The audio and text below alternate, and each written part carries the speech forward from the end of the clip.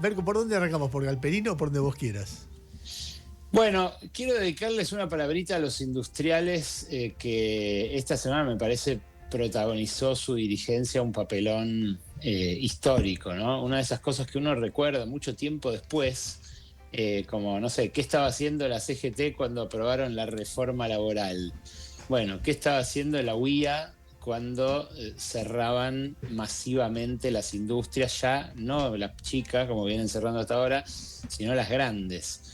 Y la verdad que la tibieza con la que salieron a pedir diálogo y respeto, tanto el presidente de la Unión Industrial, después de que se le amotinó una parte de los referentes del norte argentino, como la Asociación Empresaria Argentina, el club de millonarios que fundó Paolo Roca y que reaccionó esta semana por primera vez a todos los improperios, a los insultos, al don Chatarrín, a que les digan delincuentes directamente a los industriales, como les dijo Milei el domingo, y como insistió en hacerlo también Caputo ayer.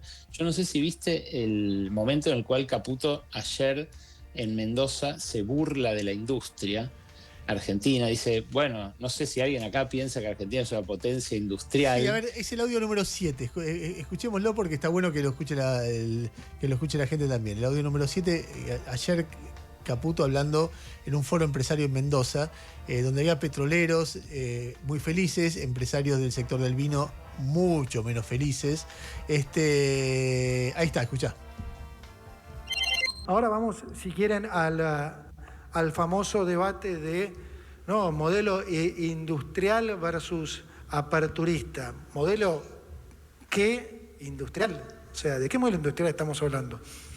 O sea, Argentina para algunos Argentina es una potencia industrial. O sea, es el modelo de los últimos 20 años, lejos de hacer crecer nuestra industria, ni siquiera pudo hacer crecer un empleo. O sea, el empleo no crece desde el 2011, la cantidad de empleadores no crecen desde el 2007. No era un modelo que tenga nada que ver con industrial, era un modelo prebendario. Yo lo defino como, el presidente lo define como un modelo inmoral, injusto, regresivo e ineficiente. Tremendo. Bueno, es lo que piensa de todos los que están en este momento pensando cómo hacer un poquito más productiva su fábrica, todos los que están pensando en qué costos bajar para competir con China, con lo que está entrando masivamente, para competir con Brasil. Mira, esta semana una consultora de economistas que sobre todo se dedican a la industria, que se llama Audemus, hizo un recorte del informe que hace la ONUDI, la Agencia de Naciones Unidas para el Desarrollo Industrial.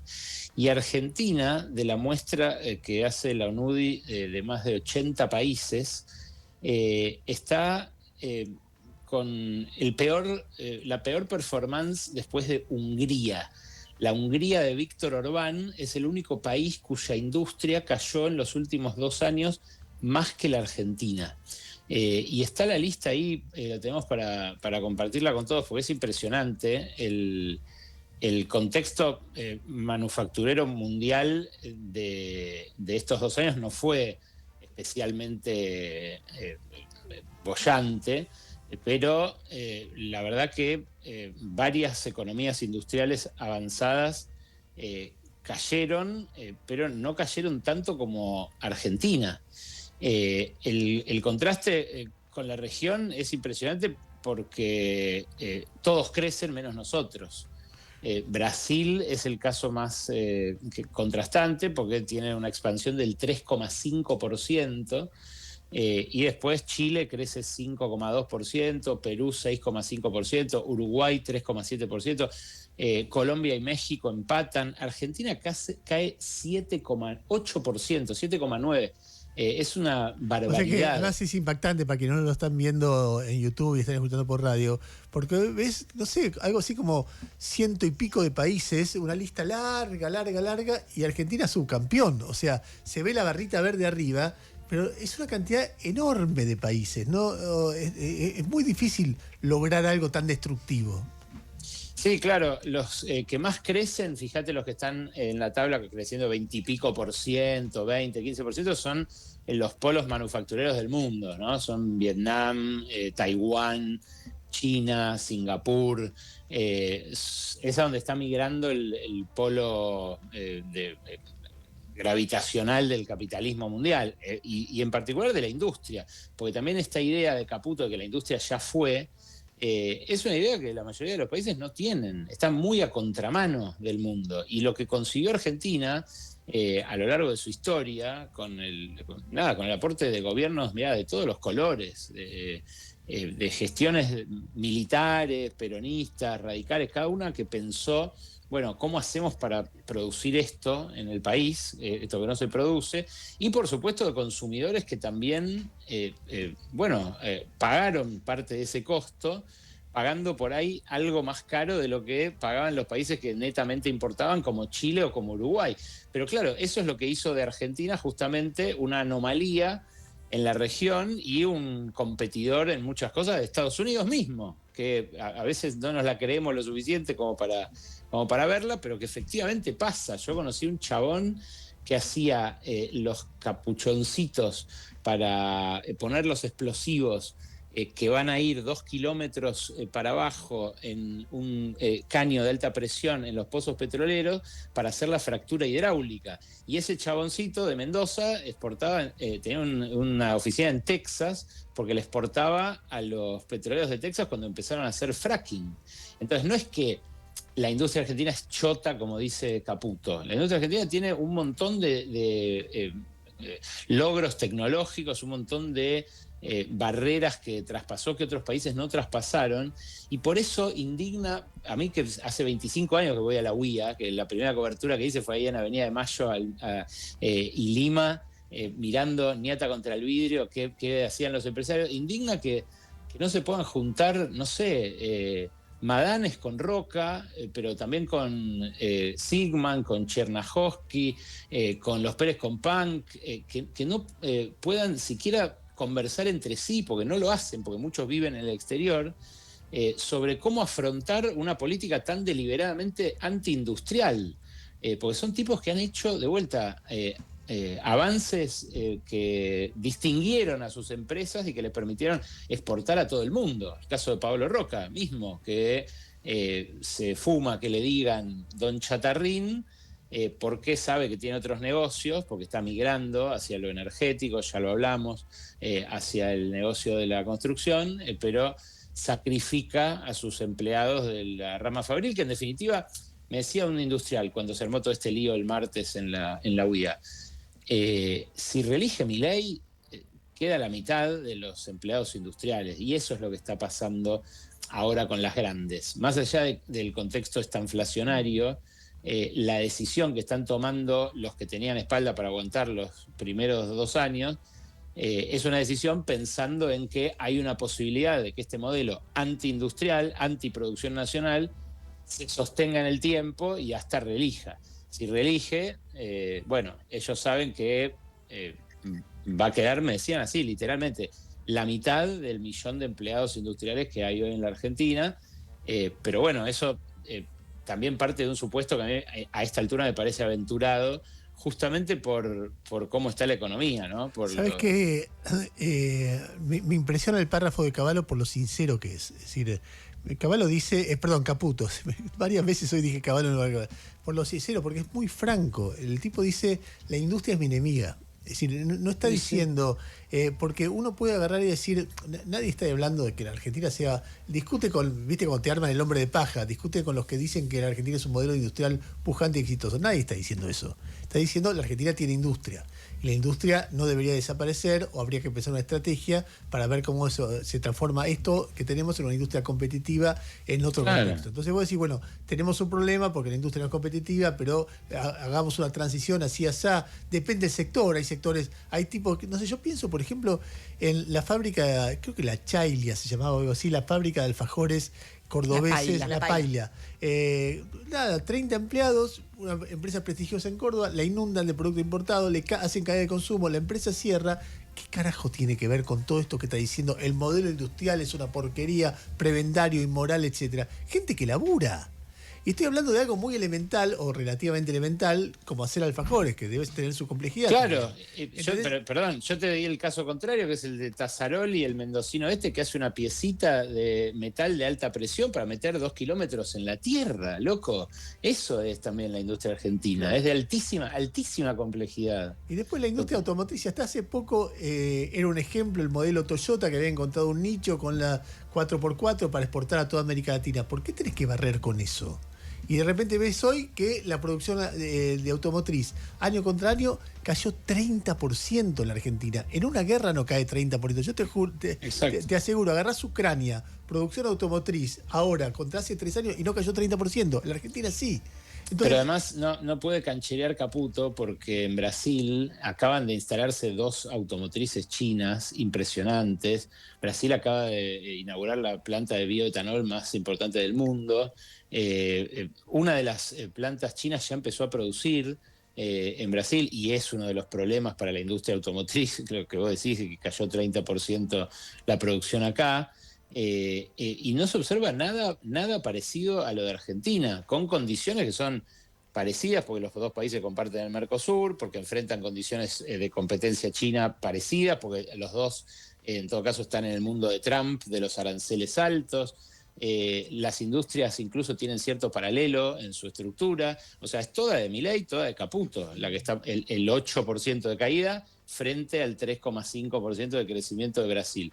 Y nos vamos desindustrializando, pero de manera muy acelerada. Entonces, me parece que, de vuelta, subrayo el arrugue de los dueños, porque creo que no están a la altura de sus antepasados, no están a la altura de lo que fue la industria argentina y siempre un puñado de 10, 15 tipos que se ponía de acuerdo y que a distintos gobiernos incluso los condicionaba, pensando en que hubiera futuro en ese sector. En fin, hoy los que mandan son otros, los Galperín de la vida, que si querés ya pasamos directamente al tema billeteras electrónicas. Pasemos, porque vos recién, antes de que yo interviniera, dijiste, no, es una gran pregunta sobre si Milei va a ser reelecto o no, por cómo está la economía.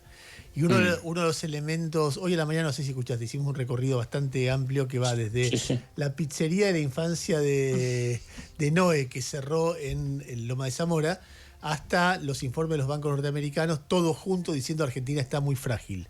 Y en el medio de eso aparece como un elemento muy fuerte, una palabra que no era habitual en la Argentina. No recuerdo haberla usado como periodista tanto como en estos días, que es morosidad. Mucha gente endeudada, poco con los morosa con los bancos un poco, más con las billeteras virtuales y más aún con las cadenas de electrodomésticos. Entonces, veamos un poco todo ese fenómeno, cómo lo ves vos, y vamos al tema de cómo se endeudó la gente, ¿no? Sí, claro, que eso es lo que en realidad se está tocando poco. En general lo que se aborda es la estadística. Vos lo citabas a mi amigo Claudio Slotnick, campeón. El gordo fue mi jefe en crítica, era el subeditor de economía con Maxi Montenegro. Y bueno, tanto ellos como todos los colegas del rubro están mirando un informe tremendo que muestra niveles de morosidad inéditos en la historia argentina. Y es así como decís, hay 3 escaloncitos. Hay un escalón que es bancos, que tiene morosidad 10, 12%, que es una bocha, porque estamos hablando, el que cae en morosidad es el que ya está embargado, el que le están entrando a embargar la cuenta, ya perdió el segundo vencimiento, digamos, ya está fuera de los parámetros de la regularidad. De ahí se salta a las billeteras virtuales, que tienen promedio 25% de morosos, 1 de cada 4, y de ahí se salta a las casas de electrodomésticos, que tienen la mitad de su cartera morosa, o sea, gente que sacó a crédito y que no paga 1 de cada 2. Entonces, los números asustan cuando uno va al individual, ve, por ejemplo, Megatone, 44% de morosidad, ve Cetrogar, 48% de morosidad, ve Frávega, 40% de morosidad, ve, vos creo que habías mencionado Coppel, que es una que trabaja mucho, o Slotnick lo mencionaba, es una que trabaja mucho en barrios más carenciados. y también le explotó la morosidad. Pero en las billeteras virtuales, cuando uno mira caso por caso, también hay mucha disparidad. Por ejemplo, una que está realmente hackeada, y me decían hasta cuestionada en sus balances en general, digo, por su continuidad, pensando en que todo el tiempo a estas empresas les ponen guita, ¿no? O sea, arrancan perdiendo guita y les ponen guita a inversores que apuestan luego a la valorización de la acción. Pero una complicada, muy complicada, es Ualá, de Pierpaolo Barbieri. Ustedes lo conocerán, también otro entusiasta de Milei, como Marco Galperín, pero Pierpaolo tiene 39% de morosidad en Ualá, que es mucho más de lo que tienen otras billeteras. Naranja, por ejemplo, tiene 16,3%, y Mercado Libre, Mercado Pago, digamos, de Mercado Libre, tiene 14%. Ahí el promedio lo levanta Ualá mucho para llegar justamente al 25 que te decía antes, pero el 14 de Mercado Pago también es muy Pero superior. espera, cuando vos decís Ualá está muy complicada, ¿qué significa? Bueno, mirá, el balance no lo miré en detalle todavía, pero sí miré el de Mercado Pago que te comentaba la semana pasada. En el de Mercado Pago, Galperín tuvo que hacer una provisión por incobrables del doble de guita que el año pasado. Es un montón de guita, o sea, 3.800 millones de dólares. Ah, la mierda. Claro, porque es tan grande el negocio de Mercado Pago, ya te decía la semana pasada, es 15 veces lo que representa el Mercado Libre, las entregas a domicilio, los envíos. Entonces, la provisión por morosidad en Argentina fue monstruosa y le empujó la acción para abajo la semana pasada, porque justamente como vieron esos números en el balance, los inversores salieron huyendo, salieron corriendo y vendieron, cayó 15% la acción. Ahora, ¿cómo es el otorgamiento de créditos por parte de Mercado Pago? Porque acá la verdad que vemos las tasas, vemos la dinámica y vemos lo que están consiguiendo del Banco Central, y la verdad que son usureros con el caballo del comisario encima. Y mirá, anteayer el Banco Central pasó medio inadvertida, pero sacó un instrumento para que las billeteras virtuales, ante esta desesperación de la gente que no les garpa, puedan descontar directamente de las cuentas de sus usuarios, de las personas que les piden préstamo, la cuota de los créditos que no pagan. Esto por ahora no lo estaban pudiendo hacer las billeteras virtuales. ¿Por qué? Bueno, porque no son bancos, justamente, y porque no tienen los criterios estrictos que tienen los bancos para dar un préstamo. Entonces, lo que sacó el Banco Central fue, ahora te voy a decir cómo se llama. No, pero está bien, pero a ver, los bancos te descuentan de los créditos que te dan porque te descuentan primero automáticamente, pero además descuenta mucho de la cuenta salario.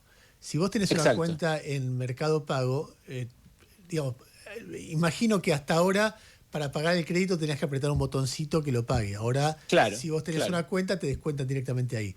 Lo que va a generar inmediatamente eso es que haya menos cuentas, porque si yo no tengo guita para pagarle a Mercado Pago, y Mercado Pago, de mi cuenta de Mercado Pago, descuenta automáticamente, la reacción inmediata de que no tiene guita, te cagarán una cuota. La siguiente, retira la guita y que se arregle Mercado Pago. Me parece que es bastante elemental entender lo que va a pasar. Bueno, la herramienta se llama cobro con transferencia, y lo que busca justamente en medio del salto de la morosidad es que las fintech puedan descontar, de evitar básicamente la guita como hacen los bancos. Era un viejo reclamo de las empresas del sector que vieron justamente crecer este ratio de morosidad en los últimos meses.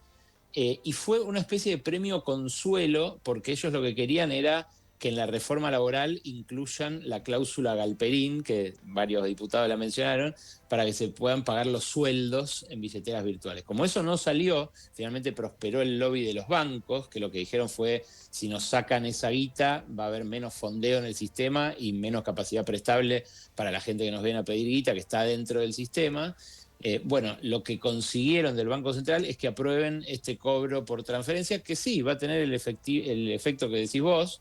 Va a haber mucha gente que saque la guita de ahí o que no ponga la guita ahí, previendo el descuentazo, porque en definitiva todos estos préstamos son hijos de la malaria. El que reventó la tarjeta fue a pedir un personal para pagar la tarjeta, que después fue a pedir, cuando no le daba más el banco, fue a pedir a la billetera, porque cobrándole una tasa usuraria le daba guita.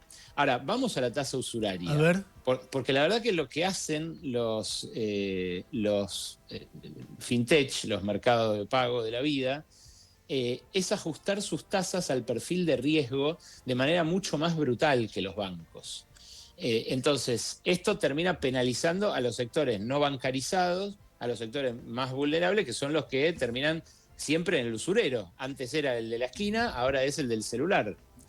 La inflación de 2025 fue 31,5%.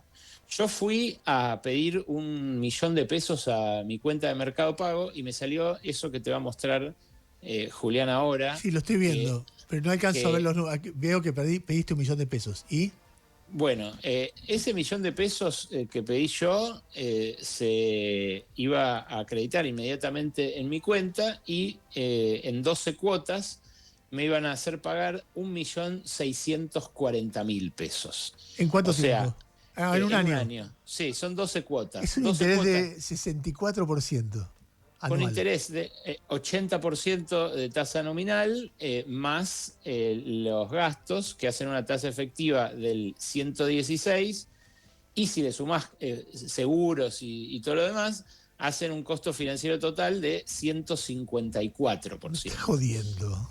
No, pará, este es el barato. 154 es lo que me cobran a mí porque suponen que gano bien, porque no tengo movimientos en rojo, porque conocen mi perfil, me cobran ese 154 frente a la inflación del 31. Ahora, mirá esta persona que sigue, de bajos recursos. Perdóname, Al Capone cuando prestaba plata y te mandaba a Silvestre Stallone a romperte los huesos y no le pagabas, te cobraba menos interés. Bueno, qué sé yo ya le vengo diciendo a todos los oyentes de Radio Con Vos que no se endeuden con esto, pero hay gente que no tiene opción, Ernest, o sea, posta, es más, Mercado Pago hace algo que es, no sé si te lo hizo alguna vez a vos, que es, cuando vos estás garpando con el QR, te ofrece el crédito inmediatamente para ese pago que estás haciendo. Te voy a decir Entonces, dos cosas. Hace como 2 años yo decidí que no usaba más Mercado Pago porque al primer comentario nazi de Galperín dije, no, yo no voy a trabajar para un nazi. Se va a ofender con esto, pero para mí es eso. Es decir, hay comentarios racistas, a favor de asesinar gente. Bueno, me parece un tipo tan espantoso que no laburo con Mercado. Con Mercado Libre sí, porque hay un medicamento que solo consigo por ahí y solo en eso. Pero eso por un lado. Y por otro lado, lo escuché ayer escuché el programa, te contaba, de Máximo Montenegro, que estaba hablando de la macro, de la morosidad, y empezó a enojarse porque decía, vas a comprar un helado con Mercado Pago y lo primero que te ofrece es el crédito y no te explica el interés. O sea, está todo tramposo para que vos entres en esta barbaridad. ¿Qué me decías? Sí, es así. No, que es así. La oferta de un crédito tiene que ser transparente para que el que lo tome una decisión informada. Hay muchas regulaciones que se fueron construyendo durante todo el siglo XX, así como las regulaciones laborales también, que está buenísimo que hayamos consensuado laburar 8 horas por día como máximo. Bueno, esas regulaciones obligan a los prestamistas a no comportarse como Al Capone y a informarte, por ejemplo, el costo financiero total de un producto en todo momento, a que vos leas los términos y condiciones, cosa que las aplicaciones nos acostumbraron a no hacer más. Ahora, vos fijate lo que le cobra a esta persona de recursos más bajos que los míos, que tiene un límite de crédito que no le permite sacar un palo, como me permitió a mí, sino que le permite sacar 50 lucas. A esta persona que te estoy mostrando ahora la captura, le ofrecieron 50 lucas a pagar en 6 cuotas de 13.500. ¿Cuánto termina pagando? 81.126 pesos, que equivalen a una tasa efectiva anual del 307%, o a un costo financiero total del 436%, insisto, con una tasa de interés del 31%. Pero hay otro caso que en este caso tomo de un portal. El anterior es alguien que lo intentó sacar adelante mío. Este lo tomo de un portal de La Rioja, que muestra el caso de alguien a quien le prestan 90.000 pesos y a quien le hacen pagar un total, luego de 12 meses de crédito, de 270.800 pesos. ¿Eso a qué tasa equivale? A una tasa del 230 nominal anual, del 720 efectiva anual, o del 1.120% de costo financiero total si le agregás los seguros y costos adicionales, que dicho sea de paso, también provee Mercado Libre, porque lo que ha hecho inteligentemente Galperín es una plataforma de envíos que luego tiene una empresa de logística. Otra cosa, volviendo a Caputo, al comienzo de la charla que estamos teniendo, el tipo dice que la industria es ineficiente. Y esto otro, o sea, que te cobra créditos a ese nivel, y él mismo, que ve que esa montaña empieza a crecer sobre la vida de la gente, y como macroeconomista debería saber, si es que lo es, que esa montaña que crece sobre la gente es una extracción de dinero del mercado que podría utilizarse para otras cosas. Esa gente deja de consumir otras cosas porque se endeudó de manera absurda, con intereses terribles, no regulados, capitalismo siglo XVII, más o menos, con esta gente. Entonces Galperín chupa la guita que no va al consumo y por lo tanto no va a la economía. Entonces estos tipos te reclaman que pongan los dólares o la plata de colchón en los bancos cuando todo termina en la mano de los 5 vivos de siempre. Es increíble como esquema que plantean, ¿no? Sí, y te agrego algo más. Por estos días, quizás podamos hacerlo tema el viernes que viene de esta conversación que celebro tanto, semanal. Por estos días se están publicando los llamados a asamblea de muchas empresas grandes que van a repartir dividendos en pesos en los próximos días. Esos dividendos en pesos se van a dolarizar a lo loco, porque todos están viendo que el dólar está regalado, y que está regalado para comprarlo sin límites además. Con lo cual, sí, quizás lo que dicen los 5 bancos que leyó Noé hace un rato se ha respondido con mucha celeridad por no solo los 5 vivos, sino también todas las grandes empresas que van a hacer lo que hicieron en 2018 con Caputo: llevarse los dólares a la mayor velocidad posible antes de que desaparezcan los matones de atrás. Antes Christine Lagarde, ahora Kristalina Georgieva, Scott Bessent. O sea, vos ves que vienen en la economía y en el mundo, en el sector financiero, días tensos. No, lo que te puedo decir es que hay una dolarización rampante, que así como fue récord la compra de dólares por parte de los privados, individuales, las personas físicas, en la segunda mitad del año pasado sin parar, y ahora en diciembre y enero también, porque decían era preelectoral. Preelectoral, está bien, 5.000 palos compraron en septiembre, fue preelectoral, pero 2.000, 3.000 palos, los ahorristas, 1,5 millones de ahorristas comprando tanto en diciembre como en enero. Bueno, eso ya no es preelectoral, y son montos muy altos. Bueno, ahora las empresas que tienen cepo, que no pueden hacer como los ahorristas, empiezan a distribuir dividendos entre las personas físicas que son los dueños, y eso sí pueden comprar dólares. Entonces, bueno, ahí no te puedo augurar si eso va a hacer subir el dólar, si le va a doblar el brazo a la billetera del tío Scott, porque es infinita esa billetera. Pero lo que sí te puedo asegurar es que los dueños se están dolarizando, y que eso en general en la historia económica argentina terminó, sí, en suba del dólar, y en que los últimos no se puedan dolarizar al precio que se dolarizaron los primeros. Muy bien, Ale, te mando un abrazo grande y gracias, loco. ¿Querés ver una fotito que por ahí te aporta en la discusión tema AFA-Maíquez? A ver. Una sola, porque es muy linda esta. No es mía, es de Lucía Isikoff, que labura en La Ley de la Selva conmigo en C5. Viste que Maíquez asume, baja el de la IGJ que le está picando más el boleto a Chiqui Tapia, pero hay otro que seguramente colaboró en la designación de Maíquez porque es muy cercano a Karina Milei y también enemigo de Santiago Caputo, que es Martín Menem. Martín Menem es otro de los que, al igual que los Maíquez, tienen muy buena relación con la AFA. Los Maíquez están, bueno, el que es ministro ahora, Juan Bautista, era vicerrector de la Universidad de la AFA.